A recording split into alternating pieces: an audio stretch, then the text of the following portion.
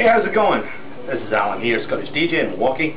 I'm going to do a little video, especially for everybody, but in particular for Josh, DJ Josh. He sent me an email saying that he had a wedding coming up in a couple of months and that he was not looking forward to it just because it's not something he's done a lot of. So wanted a few pointers, a couple of tips on weddings. So I thought I'd do a little video for that. First off, obviously, this is as close as I ever get to Pioneer Pro DJ equipment. So thanks to Jay out in California for the t-shirt. And so wanted to kind of touch a little bit on something that Big Dog said when he said that your best idea really is, if you haven't done a lot of weddings, is to shadow somebody who has in your area. If you can do that, that is fantastic. You know, get a chance to go along with them, see how they do things. Every wedding's different. It's not like, you know, you're going to get one blueprint for how to do it, but at least it'll show you some of the various different elements of it. You know, maybe a grand march and cake cutting, bouquet toss, garter toss, all these kind of things that you can have at weddings, to get a sense of kind of the order that things go in.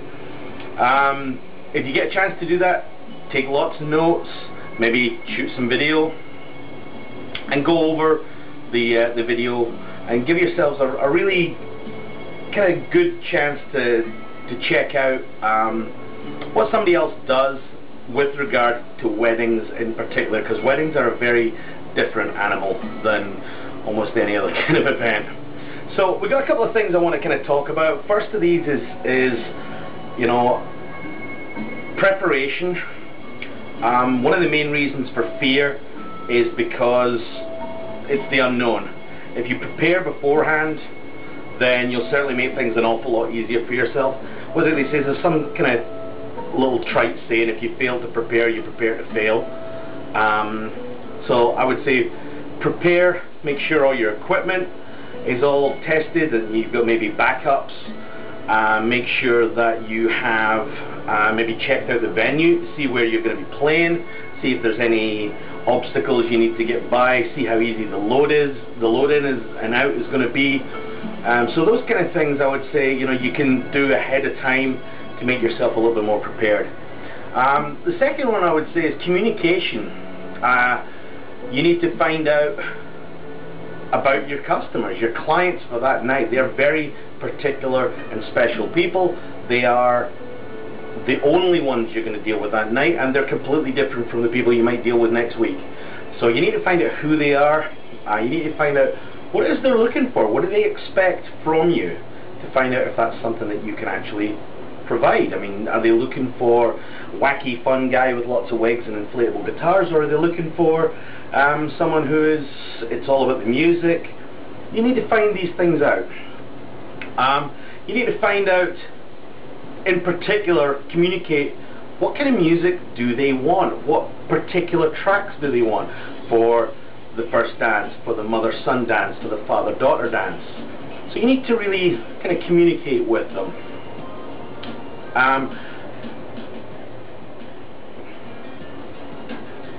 Something else I should possibly just mention as well about the music is it's kind of important, as important as finding out the music that they want, find out the music they don't want, because pretty much nobody's going to go away saying, oh, I can't believe he didn't play, you know, YMCA, I can't believe he didn't play Celebration, I can't believe he didn't play whatever track.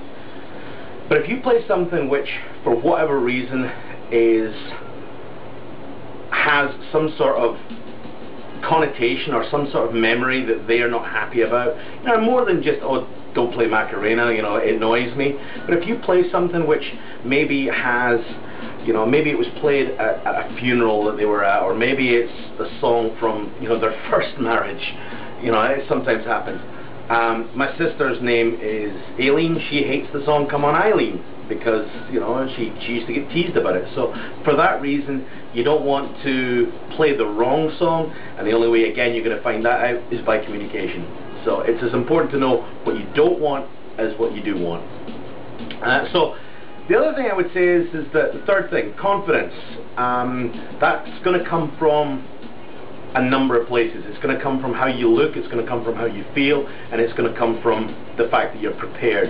If you get yourself prepared for the things that can go wrong, that gives you a little bit of confidence that, you know, you're not going to run into problems. I would find out what the dress code is going to be like. If it's going to be quite a sort of a shirt and tie affair, I would always suggest for a wedding, dress one level higher than most of the people there are going to be dressed. So if they're going to be dressed, you know, fairly casually, you know, khakis and you know, an open shirt, wear a shirt and tie. If they're going to be everybody's going to be dressed in suits, you know, maybe think about renting a tux. Or if everybody is going to be in a tux, then you definitely need to be in a tux. And have your hair neat. It doesn't need, I mean, you know, don't go crazy and, you know, cut your hair short, but just make sure it's presentable, it's clean, you're clean shaved, and that you basically look like, you know, you're presentable. There are a few things during the course of a wedding that you have to MC, and these are some of the things that can cause some nervousness. And so what I would always suggest is get a practice script, and if need be, write it out, and if need be, look down and read from it. Obviously I would suggest running it through a few times in your head so you have an idea what you want to say, but take it with you, you know. You're way better to do that, you know, maybe even put bullet points, have the entire script there, but write it out, read it through a number of times, so that the more you say it again, practice, what's he going to say, practice makes perfect, so, you know, keep practicing. And finally, and this is most important, have fun. These are great events. Weddings are sometimes the best things you will ever do, because you get to be a part of the biggest day of somebody's life, and if you can have fun doing that, and they see you're having fun, the bride and groom are having fun, you're having fun, this isn't a job, this is something you've chosen to do. And if you can't have fun doing this, then you shouldn't be doing it. It's quite frankly. So have fun, be confident, even if you don't feel confident, because the thing is, they hired you and they're expecting that you as DJ are going to have a level of confidence. So fake it till you make it.